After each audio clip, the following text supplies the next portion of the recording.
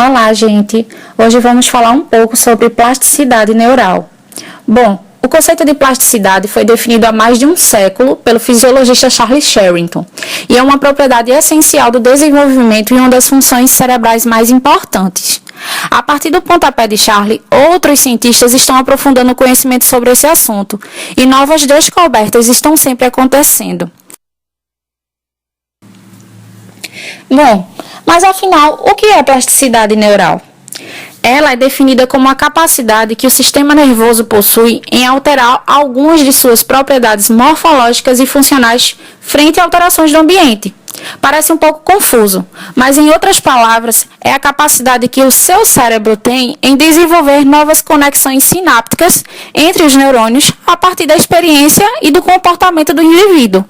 E para que isso aconteça, é necessário que o nosso cérebro passe por estágios até chegar no ápice de suas funções. Classicamente, a plasticidade neural ocorre em 3 estágios: o de desenvolvimento, o de aprendizagem e o após a lesão. No estágio de desenvolvimento, é a clássica embriogênese, em que células-tronco, que são células indiferenciadas, passam a se especializar através da expressão gênica e formar as células que conhecemos por neurônio. Eles se proliferam e migram para seus locais adequados, formando conexões entre si. É importante levar em consideração que fatores genéticos e até o microambiente fetal influenciam nesse processo. O estágio de aprendizagem pode ocorrer a qualquer momento da vida de um indivíduo, seja criança, adulto ou idoso. Esse processo requer a aquisição de conhecimento e a capacidade de guardar e integrar tudo isso. E durante esse dinamismo, há modificações nas estruturas e funcionamento das células neurais e suas conexões. Por exemplo, a nível fisiológico, ocorre o crescimento de novas terminações e botões sinápticos. Também ocorre o incremento de neurotransmissores e novas conformações de proteínas receptoras. Ou seja, o aprendizado promove modificações plásticas no sistema nervoso.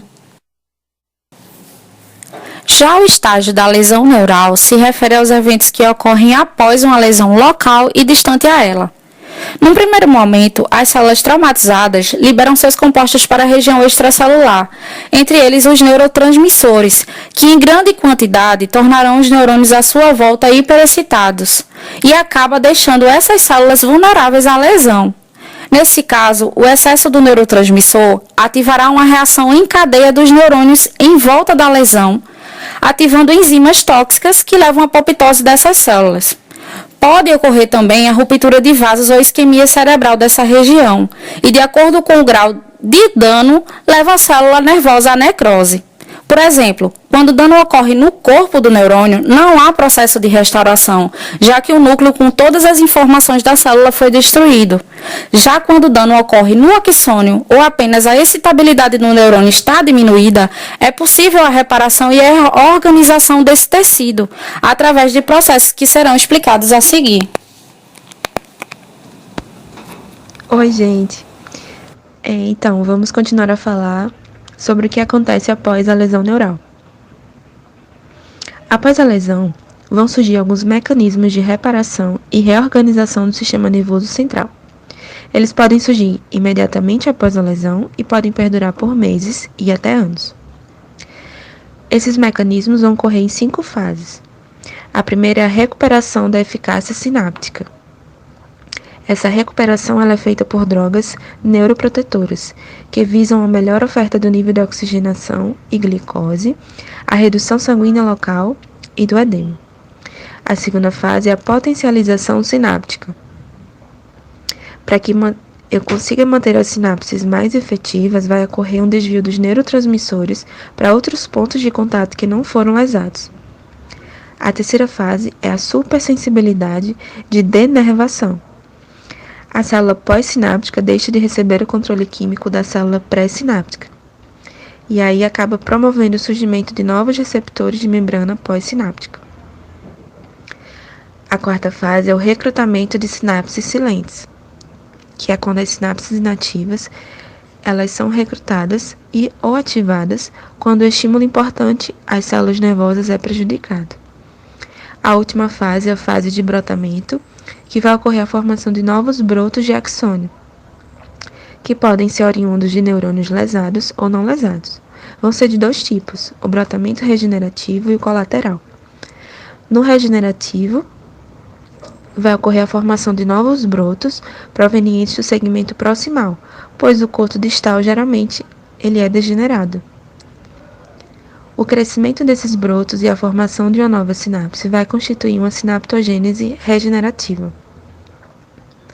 No brotamento colateral, ocorre em axônios não lesionados, em resposta a um estímulo que não faz parte do processo normal de desenvolvimento. E aí esse brotamento vai promover uma sinaptogênese reativa.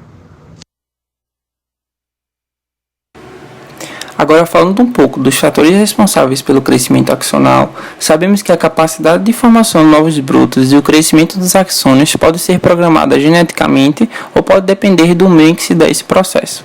Existe uma classe de proteínas regenerativas chamadas de fatores tróficos, as quais promovem esse evento.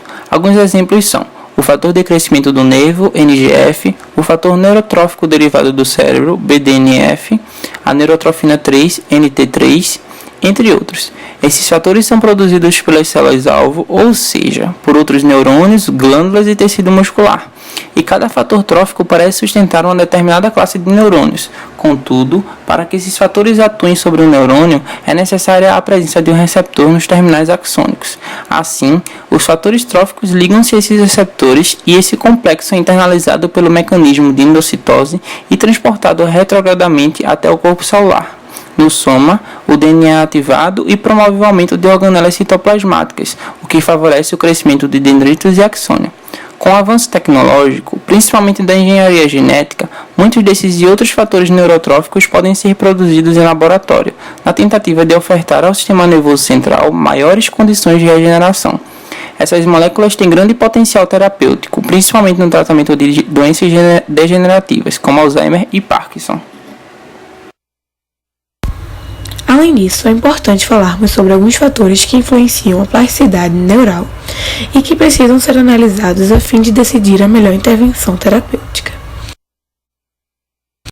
Um deles é a característica da lesão, na qual devemos avaliar coisas como o tempo em que essa lesão ocorreu, pois, caso tenha sido de forma lenta, oferece maior possibilidade de que o tecido nervoso se adapte, como no caso de um tumor.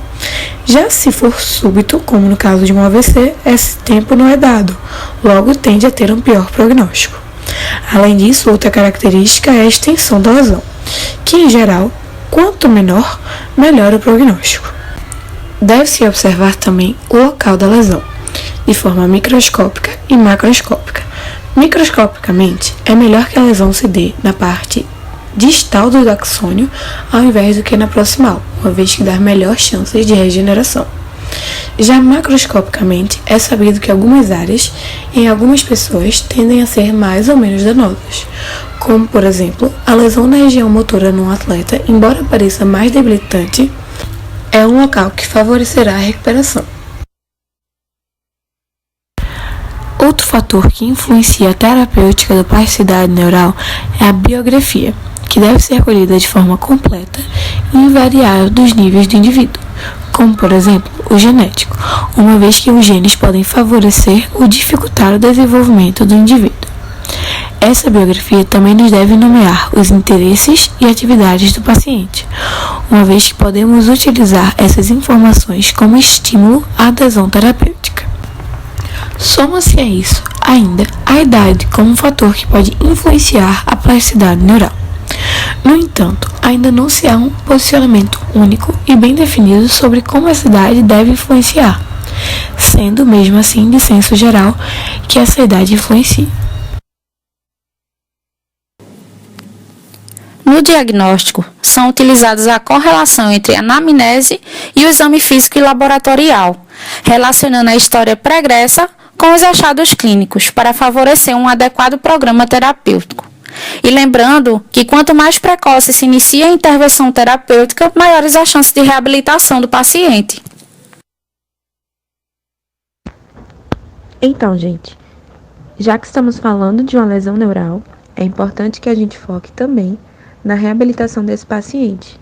Então, a terapia de reabilitação, ela vai focar alguns pontos muito importantes para a melhora da qualidade de vida desse paciente. O início e a duração da terapia. Ela precisa acontecer precocemente para que eu evite maiores falhas. E ela precisa acontecer de forma intensa, porque eu vou ter uma maior plasticidade. A duração da terapia, ela não é racional, vai depender de cada paciente e da resposta de cada paciente. A frequência e intensidade da terapia. O trabalho de reabilitação ele precisa ser intensivo e contínuo para que eu possa surtir um melhor efeito.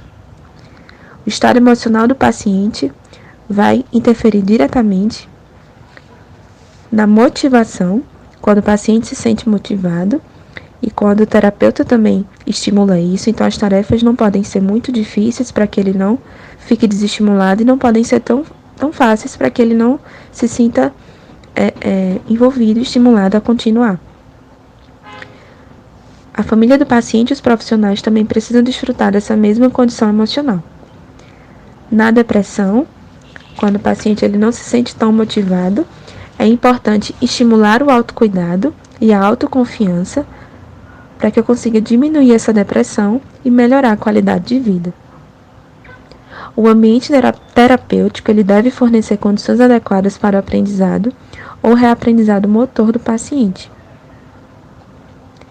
A comunicação do terapeuta com o paciente e da família com o terapeuta, ela vai fornecer uma maior interpretação do que se passa com o paciente. Então, os sentimentos do paciente, suas dúvidas, seus medos e anseios vão potencializar, quando o terapeuta ele consegue entender, potencializar a reabilitação. As condições físicas, o estado nutricional e o bom condicionamento músculo-esquelético vão permitir uma maior reabilitação do paciente. Na cognição, quando ela é lesada ou não, vai depender da situação, ela é usada como técnica terapêutica. Então, a combinação da prática mental com a física também vai potencializar o processo de reabilitação. O programa terapêutico ele precisa envolver muitas áreas: especialidades médicas, fisioterapia, fonoaudiologia, terapia ocupacional, psicologia e tratamentos medicamentosos.